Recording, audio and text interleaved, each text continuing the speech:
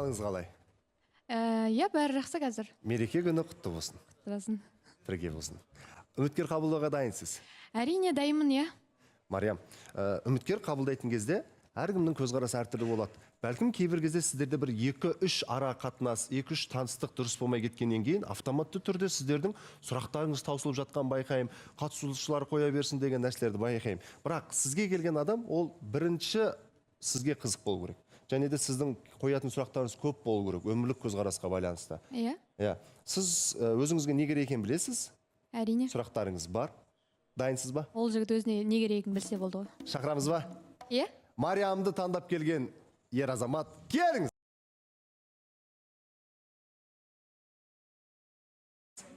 Есімім Расул. Расулмен аттас екенсіз. Жасыңыз нешеде? 18-де. 18-де. Неге Мариям? Әлеуметтік желілерден көрдім. Сүйкімді екен, еще мисс байқауына қатысқан. Ерекше көзге ыстық. Мен таңдап келгеніңізде көптен көп рахмет. Жалпы маған келгеніңізде ата-анаңыз, үйдегілер біледі ма? Иә, үйдегілерге ескертіп қойғам. Жалпы ол жақтардан, ол кісілерде не айтты? Әзірше еш нәрсе айтқан жоқ. Жалпы енді жұмыс істейсіз ба, оқу оқисыз ба? Жасым 18-де дедіңіз, иә? Оқу оқимын, одан өзімнің бизнесім бар. Кішігірім. Кәсібіңіз бар, иә?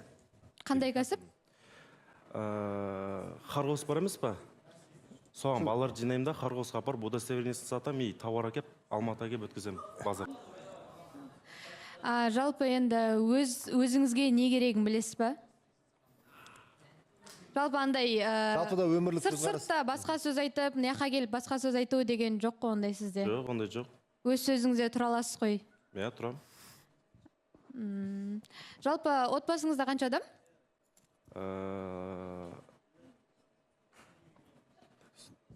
Отбасыңызда неше адам дегенге ұзақ ойландыңыз ба? 4 ағайындымыз. 4 ағайын. Одан жеңгелерім бар, соларды қосып санап отқан ба? Бәрін қосып санап отқан беніңіз. Ағаларыңыз демек үйленген ба? 2 ағам үйленген, иә. 2 аға, сіз, сосын ініңіз ба? Сосын сестренкім бар. Қарындасыңыз ба? Тамаша. Қара шаңырақта сіз қаласыз. Мен жасым 22-де екенде хабарыңыз бар ма? Иә, білем. Бұрын сонда ара-қатынас болып еді сізде? Жоқ, болған жоқ. Сөйлескен қыздар жалпы болмаған? Жоқ, ондай сөйлескен. Қызбен жүріп көргенсіз ба деп тұр ғой жалпы? Иә, жоқ, жүріп көрген ғой. Иә, сол қашан тоқтады? Иә. Соңғы ара-қатынас қашан тоқтады? Соңғысы 1 ай болды ғой деймін. Неліктен? Жоқ, мінез ба? Мінез дейді Мариям. Мінезіміз келіспей. Қанша уақыт жүрдіңіздер сіздер? 3 ай ма сондай. Сізде ата-анамен тұру деген шарт па жалпы? Жоқ, негіз бәрібір. Андай, жалпы қыздың ақшасы, ер баланың ақшасы, ортақ ақша дегенге сіздің көзқарасыңыз қандай? Қыздың ақшасы деп күшті айттыңыз ғой, Мариям? Ақшасы дейді. Өз жұмыс деп тапқан ақша, ол қыздікі дейді. Ал ер азаматтың тапқан ақшасы, ол ортақ дегенге көзқарасыңыз. Келсін? Келсіз. Иә. Жалпы енді осы қайтсам болады. Жалпы блогерлікке, андай әлеуметтік желіге қалай қарайсыз? Әлеуметтік Өзіңіз желіге белсендісіз ба? Қызығасыз ба дейді. Иә, қызығам өзім. Сіз сәл қатты сөйлемесеңіз, мен үстіп жеткізіп отыруым керек болады, Мариям. Жалпы Инстаграмда белсендісіз ба? Былай өзім көрем, но түсірмеймін өзім. Инстаграм ештеңеге ондай қатты белсенді емессіз. Иә. Жалпы маған деген сұрақтарыңыз бар ма? Иә, Мариям саған жас айырмашылығы өте жақсы келіп тұр, иә? Мен білгенім бойынша. Негізі менің білуім бойынша Мариямға жас жігіттер ұнайды. Және де, иә, осындай кейіпті жігіттер ұнайды. Өте сымбатты, күшті жігіт келіп отыр. Сондан да болашақта жақсы бір жұп болады, жақсы бір дүние шығады деген ойдамын, Мариям. Сондықтан да белсенді сұрағыңды қойсаң болады. Енді жалпы сіз қызғаншақсыз ба? Жалпы әлеуметтік желіде мен егерде былай совместно салып жатқан контенттерге қалай қарайсыз? Ертең мына жаққа түсу, мына жаққа болмайды, мынаны бүйтпе, қысқа киме деген сияқты сөздер болмайды ғой? Негіз жаман қызғаншақпын, бірақ түсінемін ондай нәрселерді. Бауыржан мырза, сұрақты жалғастырып кетсем бола ма? Негізі қош келдіңіз. Мариям, сенің өзіңе осы сұрақ негізі 18 жастағы бала егер саған, енді жігітің деп есептейік, саған бір жерге барма, бір киім киме, бірдеңе істеме деп қызғанышын тудырып, сондай нәрселер айтса, сен тыңдайсың ба жалпы? Енді бір қатты бір тыңдаймын деп айта алмаймын. Неге? Білмеймін, енді ол адам менің кәдімгідей бір жүріп жүрген ер азаматым болып, уже біраз кәдімгі үйреніп қалған болды. Бір жыл, 2 жыл жүрген жігітім болып, уже үйленуге бетіп не істеп келе жатқан адам болса, мен ол кезде қабылдармын. Бірақ енді ғана сөйлесіп жүрген, 1-2 ай болған арақатынаста адам айтатын болса, мен ол нәрсені құлақ асамын деп айта алмаймын. Кеп тұр, жасыңыз 18-де дедіңіз, иә? Сіз бір жақта жұмыс жасайсыз ба, немесе оқисыз ба? Айлық табыс көзіңіз қанша? Нақты.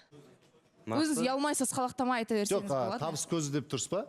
Енді шамалап айтасыз енді оны. Мысалы 500-ден жоғары, немесе миллионнан жоғары деген секілді. 50-100 мың, немесе 100 мың, 80 мың. Түсінді ғой, кім Айсұлу түсінді ғой? Қазір мен нақты жұмыс істемеймін, мен қазір оқу барысында. Бірақ өзім қалаған кезінде барып сол кезде істеймін. Машинаңыз бар ма? Машина жоқ. Машина кездесулерде сізді алдыңғы орындыққа отырыс қойып кәсетіп жүрсе, сіз өзіңізге ыңғайлы бола ма ол? Жоқ. Алдыңғы орындыққа отырыс қойып кәсетіп жүрсе, сіз өзіңізге ыңғайлы бола ма ол? Жоқ. Ыңғайсыз боласыз. Үміткерге сұрақ қоя кетейін деп едім. Аягөз деген Айдана қояды сұрақ. Иә. Жалпы сізде енді қазір 18 жастасыз ғой, енді сразу 18-19 жаста үйленіп кетуге дайынсыз ба сонда, қазіргі жаста? Әлде бір танысып көріп, ұзақ бір жүріп көру деген сияқты ойыңызда бар ма деген ғой? Уақыт өте келе көреміз ғой жағын. Жалпы қанша уақытта үйленуге дайынсыз? Примерно 2-3 жылда. Мен дәл осы Аягөз қойған сұрақты қойғым келген, негізі қаншалықты үйленуге дайын бұл жігіт деп. Менің көзіме енді бір аузынан сүті кеппеген жас бала сияқты көрініп тұр. Мариконың жаңағы түсінігі, жалпышы өзін-өзі ұстауы жалпы сәл үлкен қыздарға келеді, ал бұл жігіт оның қасында бір інісі сияқты көрініп тұр көзіме. Бір қаншалықты бір жұп шығады екен деген күмәнмен қарап отырмын да. Күмәнмен қарап отыр дейді. Түсінбеймін да, неге енді 18-де болса сонда аузынан сүт шықпаған деген болып есептеле бере ме негізі? Сүті шықпаған емес, дұрыстап естісей. Сүті кетпеген деді. Ол оны мысалы әркім әртүрлі қабылдайды. Мысалы маған біреу сөйтіп айтса, демек мен жас көрінетін шығармын деп қабылдап қалуым. Жоқ, дұрыс қой енді, бірақ енді по-любому сондай смыслда істеп тұр ғой енді, жаңағы үйленуге дайын емес сияқты да деген сияқты қылып.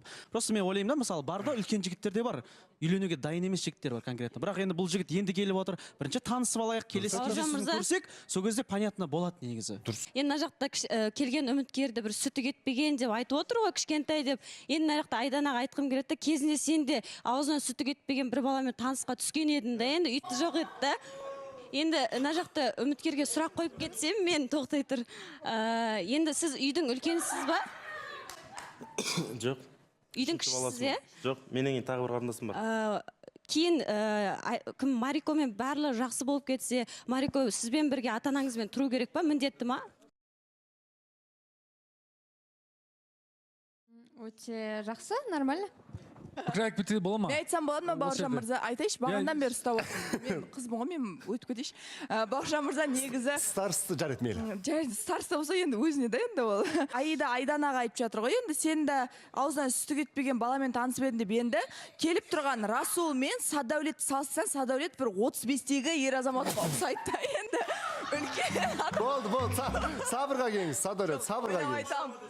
Ойнап айтам, жоқ, енді ойнап айтып отырмын, енді бұл жерде мен ойлаймын, Айдананың айтып отырған пікірімен мен де тікелей келісемін, себебі жігіттің кімнен, Мариямнан кішкене едәуір жас кішкентай екен, негізі түр сипатынан да, бір өмірлік жаңағы салтынан да, енді әлі оқып жатыр, әлі толыққанды жұмысы жоқ, сондай нәрселерінен белгілі да, сондықтан бір қыз ретінде айтып тұрған шығар, сен енді әдемі өмірге үйреніп қалған қызсың, сен жаңағы нормально өзінің аяғына тұрып алған бір үлкендеу жігітке сол жігітпен бірге бол деген сияқты айтып жатыр деп ойлаймын. Атак Садәулет, сен жасың нешеде екенін білемін, 24-тесің. Ренжіме.